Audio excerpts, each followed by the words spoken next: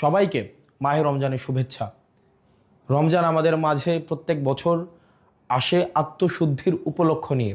আমাদের যেই জড়া কুরিপু, পরহিংসা, পরশ্রী কাতরতা, রাগ, ক্ষোভ সব কিছুর ঊর্ধ্বে উঠে আমরা যেন আমাদের ইফতার, আমাদের সাওম, আমাদের তারাবি এই প্রত্যেকটি উপলক্ষের মধ্য দিয়ে আমরা যেন আত্মশুদ্ধির উপলক্ষ খুঁজে নিতে পারি। আল্লাহ আমাদের সেই তৌফিক দান করুক এবং সবাই যেন আমরা এই পরিশুদ্ধির মধ্য দিয়ে আমরা যেতে পারি এবং আমরা তাকওয়া অর্জন করতে পারি।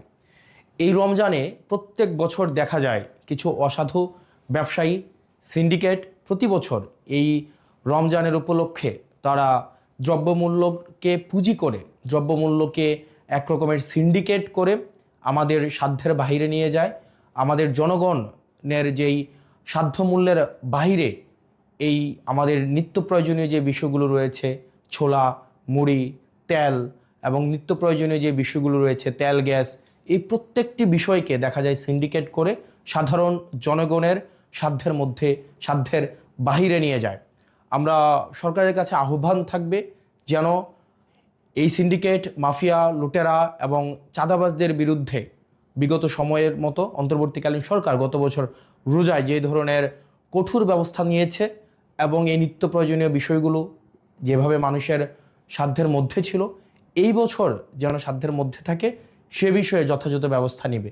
একই সাথে এই রমজানে আমাদের দেখা যায় প্রত্যেক বছর বিদ্যুতের যেই ঘাটতিটা ঘটে সেটা আমরা গত বছর দেখতে পাইনি।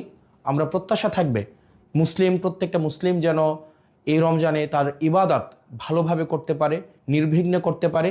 এই জন্য নিরবিচ্ছিন্ন বিদ্যুৎ সরবরাহ যেন ধর্মীয় প্রতিষ্ঠানগুলো এবং বাড়িতে নিরবিচ্ছিন্ন বিদ্যুতের যেন ব্যবস্থাটি সুনিশ্চিত হয়, সে বিষয়ে যথাযথ ব্যবস্থা নেবে।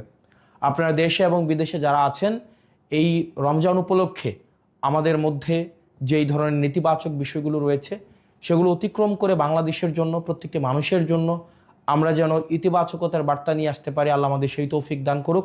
সবাই ভালো থাকেন, সুস্থ থাকেন। রমজান আমাদের মধ্যে রহমত এবং বরকত নিয়ে